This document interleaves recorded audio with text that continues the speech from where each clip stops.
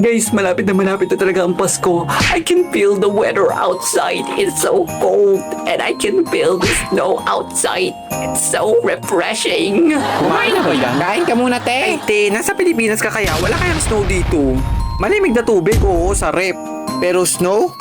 Malabo? Ano paligawan mo? Nako, huwag kayong mag-alala. Magkakaroon ng snow sa Pilipinas kapag may snow sa Pilipinas. Diba? Naku, isa pa to. Te, ano kaya ang pakaramdam na may snow sa Pilipinas?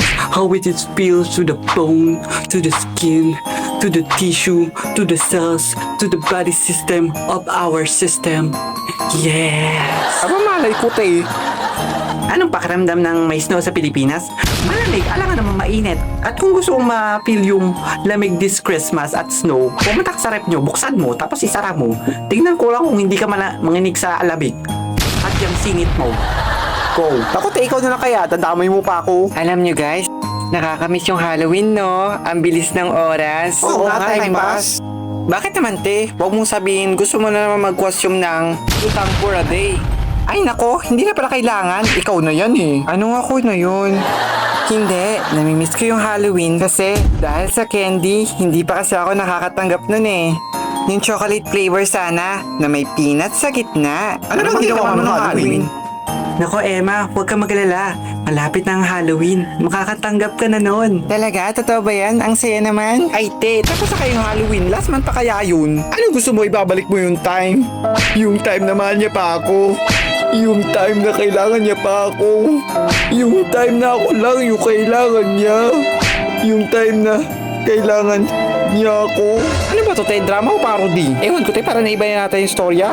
Ay di, napaka-OA mo naman. Pati ba naman love life mo, idadamay mo pa rito? Wala ko pa kaya. Broken ako. Hindi. Kailangan ko may stop ang Christmas no matter what happened. Sige, te, push mo yan. Hala, siya pala decision ko, girl. Ano kasi timer? Kaya mo mag-stop ng timing.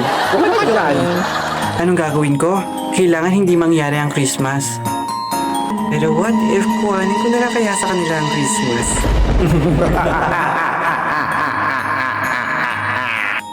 Ay wow, sige te, kuhanin mo tapos dali mo sa bahay nyo, gawin yung Christmas tree. Dapat may ilaw. Para feel na feel mo. Go. Halata na binigyan pa ng idea. Ano kaya ang gift ko ngayon kay Santa? I'm so curious about it. Yeah. Baby girl. Meetin be! Naku, tama ka, Emma. Kukuhanin ko si Santa. Ano, si Santa? 1 billion years later. Naku guys, nawawala si Santa. Si Santa na sana ako laman niya. Naku, te, tama ka na. Ay si Santa guys, nawawala. Sabi mo lang talaga. Ano? Ano yung parcel ko? I mean, paano yung Pasko? Delivery rider na ba si Santa? If there was no Santa, what will happen to the Christmas? To the people around the world? It's going to be a crisis. Or a crisis. Duh! Alam namin, duh! Ako guys, huwag kayong mag-alala. Meron pa tayong dalawa. Meron pa tayong reserba. Ay, bakit kasalanan niya? Ano? Meron pa? Kala ko si Santa lang. Si Santa lang. Natural, te, meron pa. Sino pa kaya yun? Gusto mo malaman kung sino?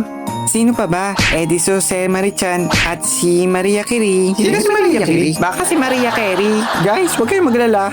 May next year pa. Doon na lang tayo pumunta. Tara! Naku, te, mag-isa ka.